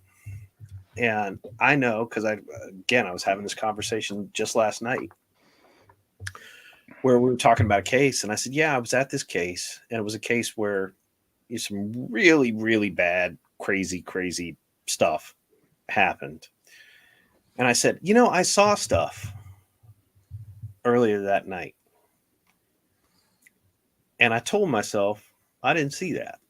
Mhm. There you go. I said, Mhm. "Nah, that's a trick of the light. That's my eyes adjusting to something. I didn't see that." Yeah. And you think about it, in the light of day, a week, month, year down the line, and go, "Holy crap, I did see something." Mhm. Yep. Yeah. And Mhm. how many times do we do that? I know I've been guilty of it, where I go, Well, I've done it. I didn't see that, and I've done it. you know, and then this was a case where it went from super quiet to all hell breaking loose, right? Yeah, which is how it normally I works. go, pardon? That's how it normally works. Yeah, 0 to and 100. I was like, should I have seen that? Should I have said, yeah, I just saw this out back, and maybe it was a trick of the light, but I don't know. But I'm my own worst critic with that stuff. There's a lot of subliminal clues that get thrown at us as cops, I believe. That's my thoughts. Because I've had my rear end saved so many times just by a hunch, by a feeling, by tingling on the back of my neck, my hair standing up so many times. The sixth sense. Yeah. And your spirit guides, Alan. Well, I might there's have something one. I don't know. and Philip, how do you explain some of this stuff? We as cops kind of pass it off as just our time on the job gives us the sixth sense. But we don't know what the mind does. I think Alan said it earlier. When it comes to the paranormals and spirits, the afterlife, nobody knows. No, not even mediums know all the answers. Nobody knows what this is. So how does this happen? Is it the power of our own brain? Is it somebody from the other side saying, hey, knucklehead, wait till your partner gets here before you go in that building? Something tells us. So we don't know what it is. And that goes back to what I said before about having an open mind. To just flat out say, can't be, that's not open. It's something. Now, I can get a little woo-woo on you now and say it's your higher self who knows what's best for you. Yep, it's the higher part of your soul that helps you along, but that's a whole different topic. But and we say in paranormal investigating, what's your best tool is your body. You listen to it. If those hairs stand up, pay attention. If you start feeling nauseous, pay attention. I mean, our bodies are going to tell us. That's why I had to retire. I lost all my hair. I had no safeguard anymore. Darn it. We'll get you some transplants and you can get back to work.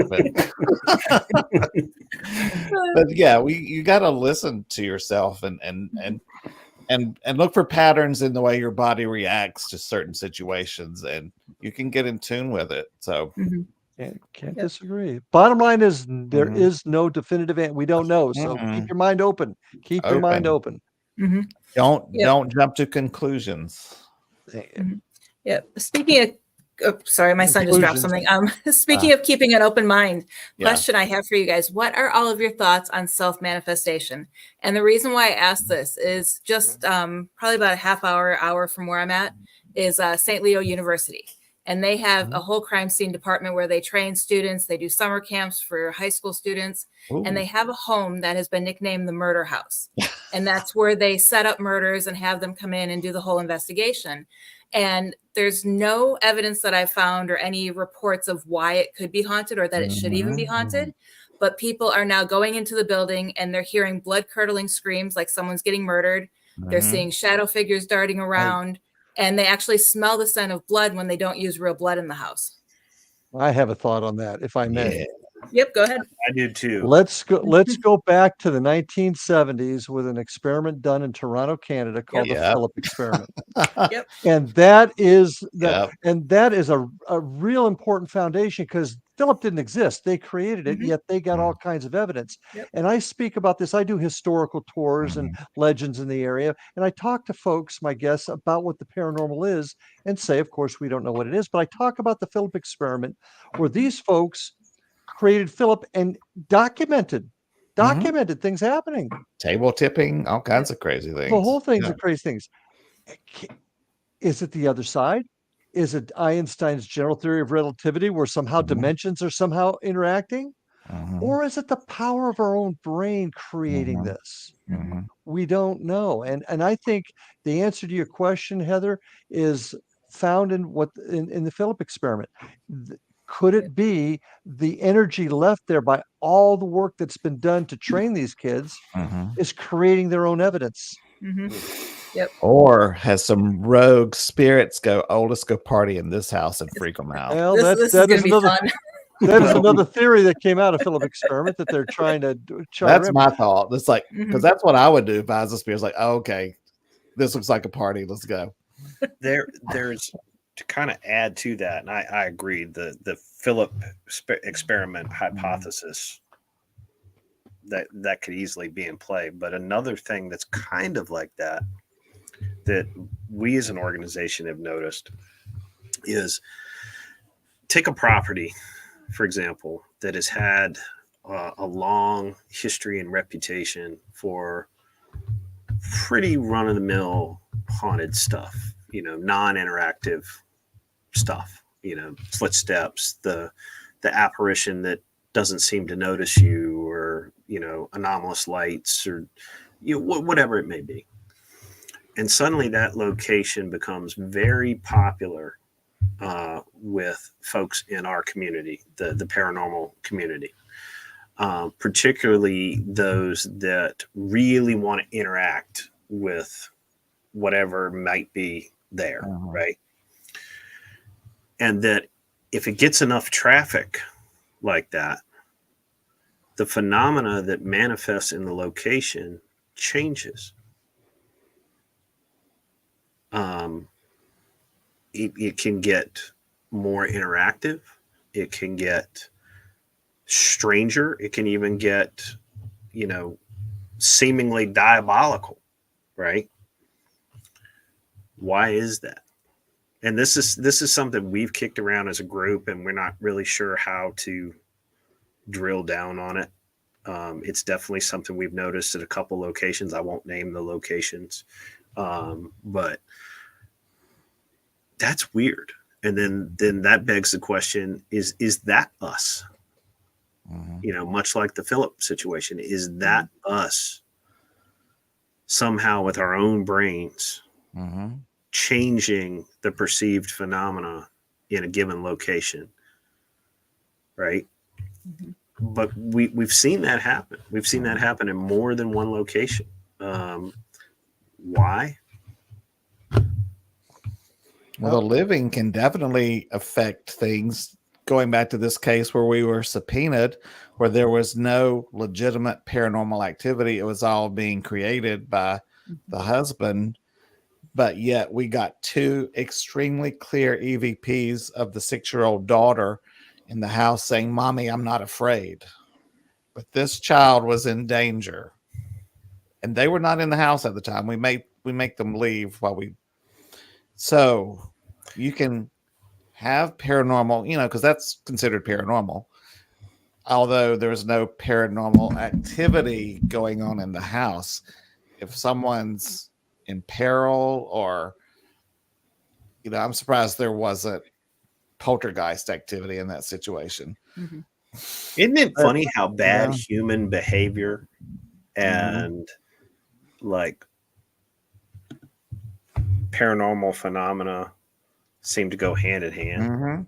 And we again, we've had those cases, and we have to step back from them because that bad human behavior element taints everything. So you just kind of got to cut your losses and move on. What's your thoughts on all that, Ike? I have several thoughts on that. I'm thinking your brain can really influence the outcome.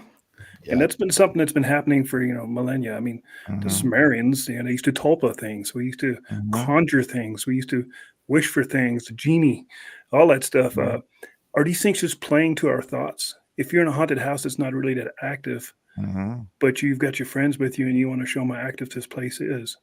By you concentrating and thinking it into existence, I think the other side plays to it. I think they respond in that way. They're like, these guys want a show. We're going to give them a show. But is it the other side, or is it entirely us? Well, I think it's the other side, because unless you're the only person witnessing it, if there's more than one person witnessing this shadow person standing in the corner or doing what you kind of hoped it was going to do, like knock a plate from the table, and there's three of you standing there seeing this happening, then there's obviously something playing for you, performing for you. That's just my thought. We know the mind can affect random number generators. They've done those experiments. I mean, the mind is, Uri amazing. Geller, that's a hell of an example there. Mhm, If you remember Uri Geller, he could do some incredible things. mhm. I got something I want to toss to you guys. What about places? I'm working on a theory right now that places are getting, for lack of a better term, fished out. In other words, you'll go to Yeah. let's just pick some well-known place that Waverly. all the TV wait, okay, I was actually going to say that, but I didn't. Yeah. But then you go there and it's nothing, and it continues to be nothing for a long period of time. Can a place be fished out where the spirits are saying, tired of y'all, I'm leaving. I think I'm so. not. Yeah. Yeah. There's many places like that in Goldfield where people from years ago have tons of experience at the hotel and at the high school. And then newer teams, or even when we went, it was like dead silent. Yeah. Have they moved on, or is the energy dissipated and no longer are they able to manifest in that location? We don't know. Or do they just not like us? Are they like, oh, heck, we're on vacation. We're not doing squat. Or has somebody managed to banish them? Yeah. Maybe somebody did have the magic Moved touch, them on. sent Yeah. them to the light or wherever they were going. Or if we're talking about non-interactive stuff, Mhm. could it be something, non-interactive, I don't think is necessarily spiritual. I Right. think there's a Why- physics Mhm. component in there. Mhm. Energy that's trapped. I agree. Yeah. Well, or just for whatever reason. Look, I'll give you an example. Bacon's Castle. This is not anything that's or confidential. We got a recording of a radio transmission, a radio show that Mhm. came on our audio. We were picking it up on our audio, and it was a Christmas broadcast from a tiny local radio station in the area. From I want to say it was a couple years prior, and here we are in April, Mhm. right? Mhm. April, July, whatever it was, and I mean, we actually went to the station and checked the FCC records. No, we weren't doing anything like that. So why are we getting that? I mean, is it a That's- signal that bounced around space, and we have, but you also get, we've gotten audio recordings of voices and stuff that seems very, very modern, if you will. Mhm. Mhm. And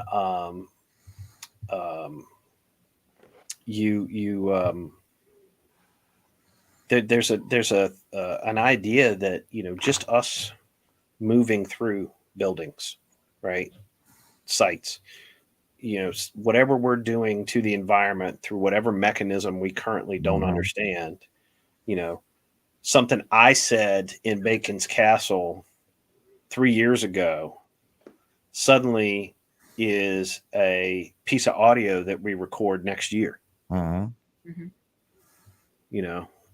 and Just don't again, know the I answers. personally think there's a physics element there, not Yeah. a spiritual element. Mhm. It's no less exciting. Yeah. Well, I mean, Ike has gotten some of his EVPs he's gotten out of New Mexico, not to hype up Ike, but Mhm. he's gotten some incredible EVPs from the gold areas that I'm- I've heard. Ike, Have you got a you- guest room? I want to come out and visit. I do. Any one of there y'all, is there a come time- on down. Is there a time there that it's not snake season? There's And probably you less snakes here. I don't know where you're at, Philip, but there's probably Oh, less snakes okay. here than Oh, there's in God, Florida it's- for sure. Okay, I can Yeah, come. I would agree. Have you ever, Ike, had any UFO calls while you were working? But as the crow flies, we're probably 70 miles from the actual UFO Roswell crash. Oh, cool. So UFO sightings, actual calls for service, numerous. Had you ever Unidentified lights encountered in the sky. anything? I haven't encountered not the disc on the ground blinking at me, but Mhm. we've chased lights in our units, trying to get over the next horizon to see where it went, and then be gone. So I've chased cool. helicopters that were chasing a light that landed in one of the small towns in the county. And the same thing, we've contacted the Air Force Base and all the neighborhood sites, and nobody had any aircraft in the area, of course.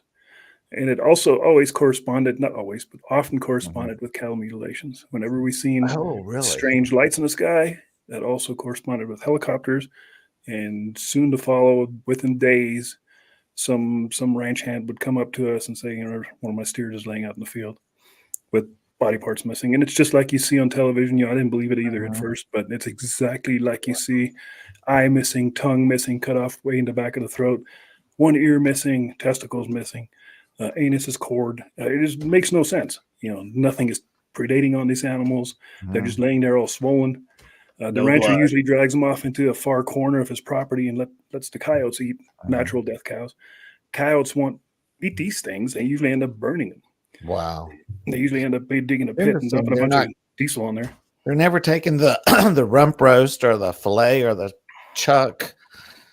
They're taking like organ-y things. Yeah. Well, and which there's is- also no tire tracks. There's no footprints. It's usually Mhm. miles and miles and miles out in the middle of the desert. Yeah. You know, nothing makes sense. The one I investigated, I treated like a crime scene. I even put up crime scene tape and everything because I wanted to get to the bottom of this thing. Mhm. And it can't be explained with the exception of the helicopter. You know, and I didn't have a veterinarian come out and see what the actual cause of death was, but there was no bullet hole. Yeah. No stranger would walk up to a range cow or steer, you know, and wrestle them to the ground and choke them out. That ain't going to happen. Those things are usually pretty wily and pretty Mhm. mean. No teeth marks. For all purposes, it looks like it was dropped from an aircraft. You know, maybe Mm. that has something to do with the helicopters. It looks like they were just plopped into that area after they've been dissected.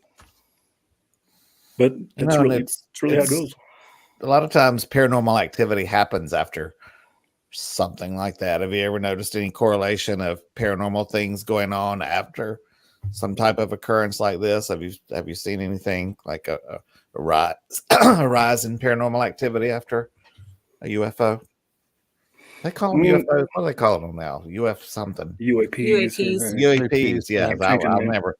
I'm old school. It'll be UFOs for me. It seems, at least in my experience out here in New Mexico, there was always a period where paranormal activity be real active. We couldn't quite pin down what was causing it, you know, whether it was the Mhm. moon or it's wintertime or it's cold or whatever is going on. But there'd be a period where things would happen and then it'd be quiet for a while. And I don't know if you cop guys have experienced this, but things always happen in threes. Mm. You can go a Oh week God, without yeah, a death, absolutely. and then you can have 3 deaths in one night. Bang, bang, bang. You Agreed. know, I don't know what the significance is, but statistically, it makes no sense. I mean, how's that even possible that it always happens in threes? You haven't had a domestic in 2 nights, a domestic disturbance call. Suddenly we have 3 in a row. Mm. Then we go quiet again for 3 days. And it's always in threes. Mm. I Well, the agree. demonologist would say it's mocking the Holy Trinity. Sorry, I couldn't get that. Ike, you know, one thing I want to see before I kick the bucket is I want to see a genuine UAP. Mm.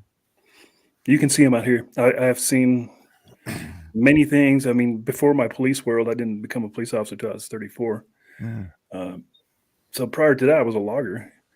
And, you know, contrary to belief, New Mexico has lots of mountains. We have part of the Rocky Mountains run through here, and there's tons of high timber and high altitude. And I was going on my way out to the mountains one morning, and my friend was behind me in his semi, in his log truck. And we're right out there at the UA, what's it called? The Very Large Array, the VLA. It's out in the San Agustin Plains, and you've seen a bunch of movies about this area. It's all the satellite dishes that are set up, and like the movie Contact was filmed Mhm. there. Oh yeah. It's a huge caldera kind of looking thing. And driving along out there, I look up on the right side of my eye, I see a real bright yellow light, and I'm on a CB with my buddy behind me. I said, what is that thing? And he goes, I don't know. And I'm looking at it, and it suddenly separates from 1 into 2. I said, we need to pull over and check this out. And he's like, hell no, I'm not stopping. And I'm like, it's going to get us regardless. We're the only people out here at 3 in the morning. It's going to get us whether we're doing 60 or stop. So we stop. We turn the semis off because they're really noisy. And we're standing in front of my truck, and we're looking at these things. And after it's separated, one comes directly over the top of us. No sound, no blinking lights. And because it's pitch dark out there, you can't tell, you know, how high it is. Is it really, really big and very high? Or is it small and fairly a couple hundred feet up? You can't tell. But the key thing is it was making absolutely no sound. And the other one went around behind us, and then it was flying along, coming up from behind us and just passed us and blinked out. It flashed and it was gone. The one that came directly at us stopped above us, and then it continued on, stopped, and then it went to the west and blinked out. These were not aircrafts. I'm an aircraft buff. I paraglide and do stuff like that. I know airplanes. I love airplanes. Did it look like a nuts and bolts thing? It was a yellow light. Mm. That's all I can tell you. It's so dark out in New Mexico. You know, that Mm. caldera, there's no city, there's no lights, there's nothing out there. It's pitch black. So when you look up in a dark sky, you can't judge distance at all. That's cool. Mhm. Have any of you ever been approached by any of the paranormal 911 type of shows about your have. experiences? You have? Yeah. Have you done any of them? Have you? We No, got they wanted to sign my soul over to them, and I'm like, Oh, yeah. They want to own everything you say. Yeah. I said no, thank you. we got scouted by Discovery Mhm. a little over 10 years ago, and I think we were probably too boring for them. Yeah. Yeah. um, I can relate and to that. it Or was too only, honest. Mhm. there was only a couple years ago that Taps Ghost Hunters came and did an episode at Bacon's Castle. Mm. So Brad went down and actually appeared on the show on our behalf for that. But yeah, I'd love to have a paranormal show, but I don't know that anybody would watch it. Yeah. I'd be They're not honest, I don't scary. watch a lot of it. I don't either. I watch very little, and the one that I do make into kind of like event television in my house is Secret of Skinwalker Ranch. Mhm. Mhm. Yeah. You know, and speaking of that, I was approached by Secrets of Blind Frog Ranch. Have you seen that one? And No. it's next door to Skinwalker Ranch, Mhm. Mm. which is a pretty good show, I thought. And they contacted me last 2 years ago, probably a year and a half ago. And they were looking for a retired police investigator. And it was all set up. I was getting the plane tickets. They're going to fly me out to Utah for one season and everything else. And the day before they flew me out, I got a call from the director, and he says, just to confirm with you, you know, this is entertainment. This is for entertainment purposes, and we do have to stretch the truth a little bit every once in a while to make it a little bit more appealing. And I'm like, oh, come on. You know, for 2 weeks you've been selling me on this thing, how legit it is. And now you're telling me it's bullshit. Yeah. And I said, they cut me out. They said, well, no, thanks. We decided to go a different route. I'm like, Mhm. hey, We everything need a happens for a reason. screamer. Yeah. Everything happens for a reason. I'm glad. You didn't have a big enough scream. Yeah, I mean it's a whole lot of sitting there and nothing happening, Mhm. and you can't make things happen. And sometimes the things that maybe we're getting excited about, because a lot of what we do is passive observation. We get the hell out of the house. We set up outside and we're remotely monitoring the house. We have laid all of our data loggers in there. We have set up our cameras. We have our live audio, and we get out because we don't want to be thumping around, and we just listen and watch. And you could sit there and you'll hear knocks and bangs and maybe footsteps, maybe a voice, who knows? But it's a whole lot of that, and people are not going to pay to watch that. It's like if a tree falls in the woods and there's nobody there to hear it, does it really make any noise? It does, believe me. So on any of your crime scenes where something has been paranormal, have you ever unknowingly brought something home and started having any activity at home? Yes. Oh, come on. I'll go first on that one because I Yes. like this. This is one of my good stories. Good. I'll condense it down to really quick. But young deputy, sheriff's department, definitely haunted. The last 3 hangings in the state of New Mexico happened in that sheriff's department. It was an indoor hanging. We always knew something was wrong. Deputies refused to go in there at night. In fact, we started a buddy system. We'd only go in there in pairs because water faucets would turn on, cell doors would slam, because it had part of the old jail in there with the old big steel doors and Folger keys, which are just giant keys. And me and another deputy started investigating it. We put up recorders and stuff like that, and we'd get EVPs, we get bangs, we get all kinds of good stuff. And we were total jerks about it. And one night I'm doing a report, and we turned all the lights off, and I'm calling it all kinds of bad names. We kind of figured out who it was. We assumed, or we thought we knew who was haunting the place. And it was a guy from a neighboring town who was put in a drunk tank with 2 other guys. And he told the deputies, and this happened back in the 60s, and he told the deputies, I don't get along with these guys, and they're just shut up, get your drunk ass in there. Well, they ended up beating him to death in that cell, 2 other guys, and he died in that cell. His name was Faustine. And so we just assumed it was Faustine haunting this place. And it was definitely haunted because everybody experienced it. So we'd make, I'd be cruel. Like, show yourself, you big, enter, whatever. And soon thereafter, I got sick and I got strep. And I very seldom get sick. I get home, I have strep. I'm at a huge fever for 2 days. It's not getting better. My wife takes me to the doctor. They give me some giant horse pill antibiotics. I come back home. It's getting worse. It's like day number 3.5, and I have 102 fever. She takes me to the emergency room, and they finally inject me with some sort of steroid. And the steroid worked amazing. I mean, they gave me that steroid. They observed me for like 3 hours, and my throat was opening up. I could freaking talk again. I'm like, hey, this stuff is working great. So I get back home, and the hospital's like 30 miles away. So I get back home. I lay down in bed because I still feel like I just got my ass kicked. I'm laying in bed, and I'm watching MASH, and it's right around the Christmas season. And I clearly remember looking at this television, watching MASH, when suddenly I blank out. Everything is bright fluorescent blue, and I'm standing inside the jail cells at the sheriff's department. Wow. And I'm looking around, and this voice says, keep fucking with me, and I'll show you what I can do. And I snap out of it, and my wife is standing right next to him. She goes, are you okay? I'm like, did I just pass out? And she goes, no, you're just staring at the TV. At the same time, my dog Scooby, Australian Shepherd, he's in the living room, has a seizure, which he's never had, falls over, knocks over the Christmas tree. And my wife runs in there because she hears a big crash in the living room. She's like, Scooby's dying. Something's up with Scooby. And I'm like, I can't really get out of bed. I said, just get a dish of water, give him some water. So I hear her go into the kitchen. She's filling up a dog dish. In the meantime, Scooby recovers, comes straight into the bedroom, stops right next to the bed, and just stares at me. And that was the most realistic. If that was an hallucination, that was the best hallucination, the clearest, vivid thing I've ever experienced in my life. It bugged me so much that I called my buddy up right away afterwards. And I said, we need to stop messing with this guy. He's legit. He's pissed. And I think that's why I'm sick. Mm-hmm. So I think I brought something home. Story. Yeah. Ooh. It's called provoking, and we do not advise that. Yeah. I don't do it anymore. 101 does not endorse provoking. I stopped doing that after that. That's a great story.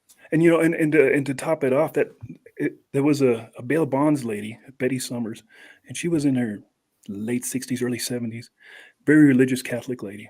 In fact, she was a nun in her earlier life. And she also knew something was going on in the sheriff's department. She had the key to the deputy's room because she'd go in there to do paperwork for her bonds. And she knew something was going on too. And one night I go to the sheriff's department, and it felt peaceful. You'd always felt stress when you went there. It was always cold. It was always scary. And one night I went there, and it felt peaceful. It's like, place is not the same. And I tell my buddy Clarence, I say, do you feel it? And he goes, yeah, something's going on here. Something's different. I'm like, yeah, I don't know. So like a day or two later, Betty happens to be there when I walk in. I'm like, Betty, what did you do? And she's like, just old, really genuine, old, friendly lady. Nothing. I didn't do anything. And I'm like, bullshit. What did you do? She goes, well, promise you don't tell anybody. And I'm like, what happened? And apparently, like 4 or 5 days earlier, she was there, and the cell doors were slamming, and the faucets turned on in the bathroom, and she split, and she went home and got her husband. Came back and spread blessed salt and holy water all over the place and said her Catholic prayers, whatever they are. And it worked because we felt it, and we didn't know anything about what she had done. It worked for about 3-4 weeks, and then it gradually started coming back. So there's something to it. People can push these things around or calm them down or do whatever they're doing because it absolutely worked because we had no knowledge something happened, that she did anything. We just knew something changed. The atmosphere was different. Did you ever do that every 3 or 4 weeks? No. Time to come back. We didn't have the heart to tell her it's back. No. But it definitely started coming back, and it seemed like it almost came back with a vengeance. It really did. It seemed like it was worse, but by then we were so paranoid and scared of that place that I shit you not, if the sun went down, you'd buddy up with your partner or somebody to drop reports off and do a report. You would absolutely not go in there by yourself.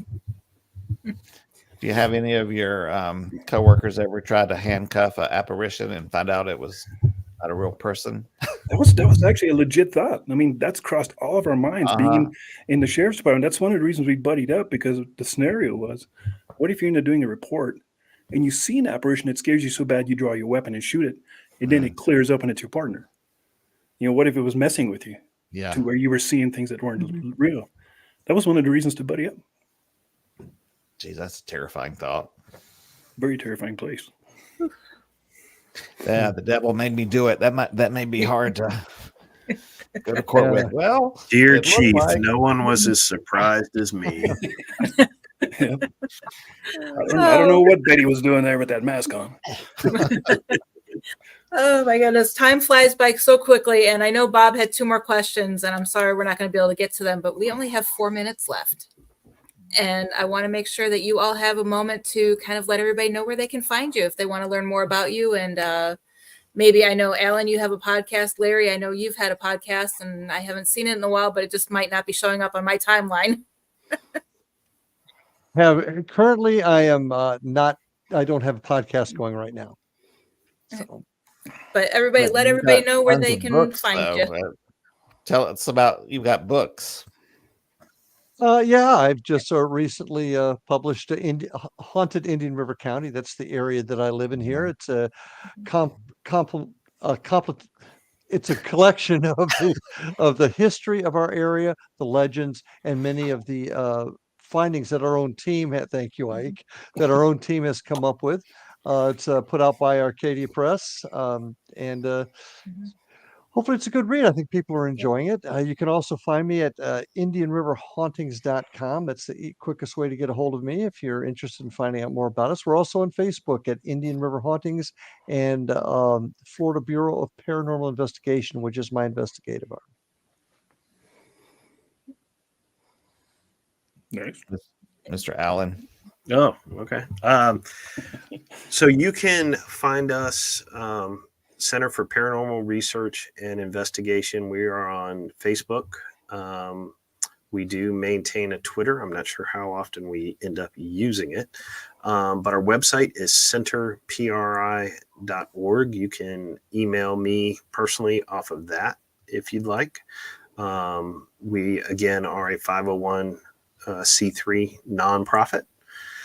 And then I have a separate project, like you mentioned, Heather, a podcast. I do a law enforcement podcast called Badge to the Bone. I do this in conjunction with another retired cop and a very dear old friend of mine.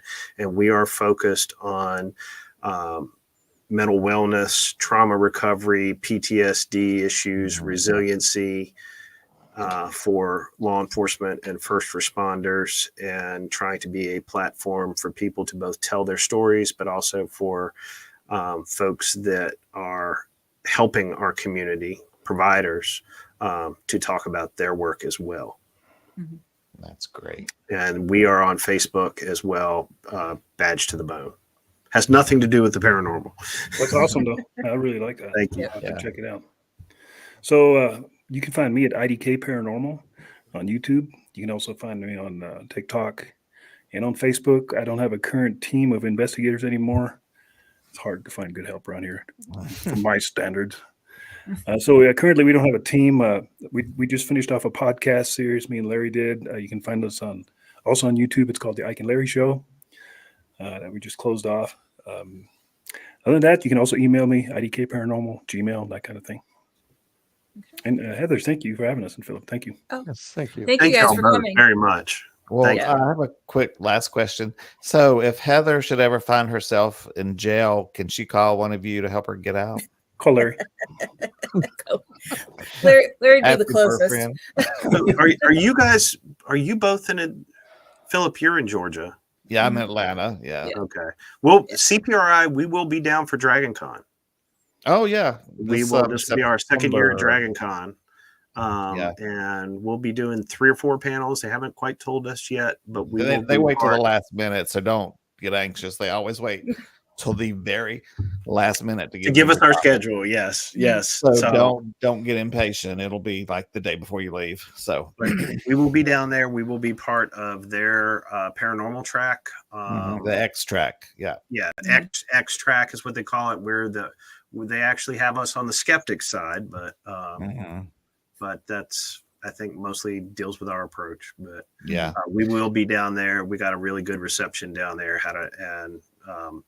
I go every year and have for a very long time, but the rest of the guys on the team were like, wow.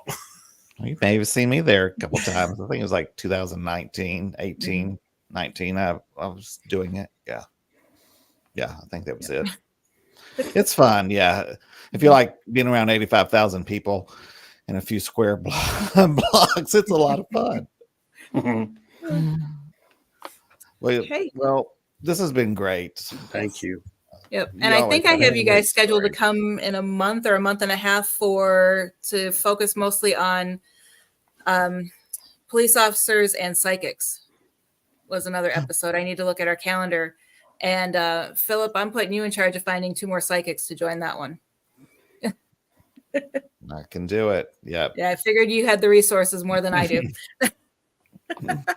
So, and that would be a fun show to kind of hear both sides of the story on that as well. Okay, and real quick, again, thank you guys for joining us today, and thank you everybody for watching. If you guys want to catch the replay or watch any of our other shows, catch us on Ghost Education 101 on Facebook or on YouTube, and then you can also catch us live every other week on Facebook or on Parallax TV, which also airs on Facebook. And don't forget, we now are airing our more popular shows on WDJY 99.1 Monday nights at 9 p.m. Eastern. And I swear I proofread that, but there's a typo as always. But you guys can catch that. It's only an hour-long show, so we're dividing up our shows in 2. But if you ever want to catch that, you can get the app or listen to them on the radio, on the internet. They have a station. And then we are on Spotify, iHeartRadio, and Amazon Podcasts. Yep. Cool. Yep. Awesome. I need to add that to our long list of things to do at the end of the show. And also, I did get confirmation from our guest in 2 weeks, Kathy McDaniels. She is the author of Misfit in Hell to Heaven Expat, and it's about near-death experiences. So we're going to interview her about that. And then she also does training and recovery work for people who have suffered from near-death experiences. So that will be a lot of fun. So again, thank you 3, Allen, Larry, and Ike for joining us today. We will definitely get you back on, especially with Mark next time. I'll talk to him and his wife and try to get him and his co-author Karen on. So that would be a great show. And again, you all have a great night. We will see you in 2 weeks. Thank you. Bye. Thank you. Take care.